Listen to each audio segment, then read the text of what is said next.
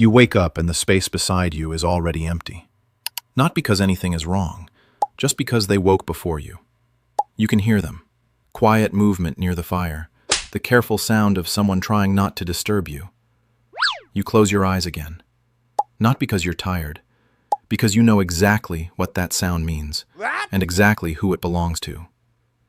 And in a world with no fixed walls and no permanent address, that is the only thing that functions like home. 40,000 years ago, somewhere in what is now Central Europe, this is how some of them woke up.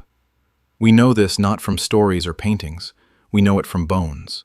From the way two skeletons were arranged in a grave, facing each other, one arm reaching, as if whoever buried them understood that the position mattered. That the direction two people faced each other was worth communicating, even after they were gone, even in the dark. The standard story about prehistoric love goes one of two ways. Either our ancestors were purely strategic, pairing up for resource access and child-rearing efficiency, love as a side effect of practical alliance. Or they were chaotic, promiscuous, driven entirely by genetic imperative, love as a modern invention layered over animal drives. Neither version survives contact with the evidence. What the archaeological record shows, in graves, in genetics, in the behavioral patterns of living hunter-gatherer communities, is something more complicated and more recognizable. Ancient humans formed lasting bonds. Not every time, not in the same pattern across every group, but the impulse to stay with a specific person, to share food with them, to sleep beside them night after night, is old enough that it shows up in the bones of people who died before civilization had a word for it. The question is not whether they fell in love. The question is what that required, and what it cost, in a world where nothing was guaranteed and every attachment was a risk. Your stomach is full, which is unusual. Your group has been camped near this river for 2 weeks, which is longer than usual. No immediate threat on the wind. For the first time in months, nothing is demanding all of your attention at once, which means you notice things. In 1959, archaeologists excavating a site near Mantua, Italy, found a burial. 2 adults, positioned facing each other, one arm extending toward the other. The grave dates to approximately 5,800 years ago. Researchers called them the Lovers of Valdaro. They were about 20 years old when they died. Cause of death, unknown. They had been placed, deliberately arranged, in that position by whoever buried them. The grave goods tell you something. People in this period sometimes included tools, food, symbolic objects. These two had almost nothing. Just each other, positioned facing, as if whoever buried them thought, this is the thing that needs to be communicated. Not what they owned, not what they achieved. This is not an isolated find. In 2013, archaeologists in Bulgaria excavated 2 medieval-era skeletons locked face-to-face, hands interlaced. Another pair found in Czech Republic. Across the prehistoric record, there are graves that suggest the people doing the burying believed something specific about the relationship of the 2 people inside. That the connection, in death, still needed to be visible. That is not a burial convention about survival. It's a burial convention about something people felt strongly enough to mark. The biological story supports it. Modern humans show significantly less sexual dimorphism than gorillas, where males are twice the weight of females. That ratio correlates strongly with polygynous mating systems. In humans, the ratio is closer to 1.15 to 1.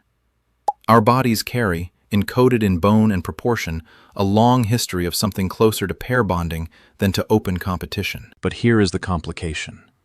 Pair bonding in a world without property, without houses, without permanent settlement operates entirely on trust. Not enforced trust, chosen trust. No legal structure, no social institution, no lease you both signed. Just a repeated decision, made every day, to come back. The Hadza people of Tanzania are one of the most studied remaining hunter-gatherer communities. Their marriage patterns show what anthropologists call serial monogamy, lasting partnerships, sometimes for life, sometimes dissolving and reforming. What they don't show is the image of chaotic, promiscuous hunter-gatherer life. Most adults, most of the time, are partnered with one person. Christopher Opie's 2013 study in the Proceedings of the National Academy of Sciences analyzed mating system evolution across 230 primate species. The finding? Pair bonding in humans correlates most strongly with paternal involvement in child rearing. Men who stayed raised children who survived at higher rates. That's the mechanism. But the mechanism doesn't tell you what it felt like to be the man who stayed. Oxytocin, the hormone associated with attachment and bonding, is not a human invention. It operates identically in wolves, in prairie voles, in bonobos. The pull toward a specific person is older than our species. It's chemistry running in you right now that was running in your ancestors in a world you would not recognize. What they did with it was something the chemistry alone cannot explain. This is the part that stays with me. In a world without permanence, without walls, without the guarantees that make modern commitment feel possible, forming an attachment was an act of radical vulnerability. Not just vulnerability to loss, vulnerability to need. In a world where self-sufficiency was survival, needing a specific person was a liability. If they died, if the group separated, if the winter was bad, the attachment didn't protect you. It just made the loss heavier. And yet, everything we have suggests they did it anyway. The Lovers of Valdaro were 20 years old when they died. At that age, in that world, they had already watched people they loved die. Probably more than once. They knew exactly how this worked. The world did not last. People did not last. They chose each other anyway. That choice, to attach, to stay, to make one specific person the axis of your world, knowing that world could end at any time, is either the most irrational thing humans have ever done, or the most human. The bones at Valdaro are in storage now. Photographed, catalogued, analyzed. Researchers have taken measurements, run isotopic analysis, reconstructed what they can of two 20-year-old lives that ended near the Adriatic coast almost 6,000 years ago.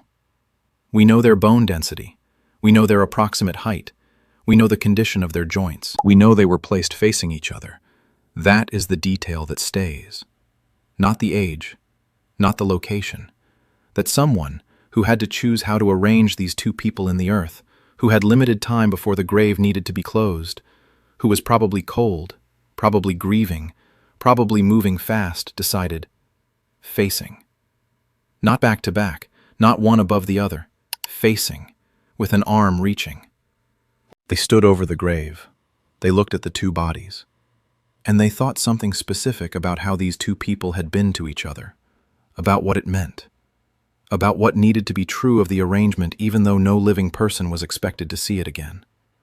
Whoever made that choice understood something. We don't know if those two people chose each other. We don't know what their life together looked like, how long it lasted, whether it was easy or hard or both. We know someone thought the position mattered. And they were right. The biology of attachment is ancient. The oxytocin, the pair bond, the pull toward a specific person, none of that is a human invention. But the Lovers of Valdaro are not a biological record.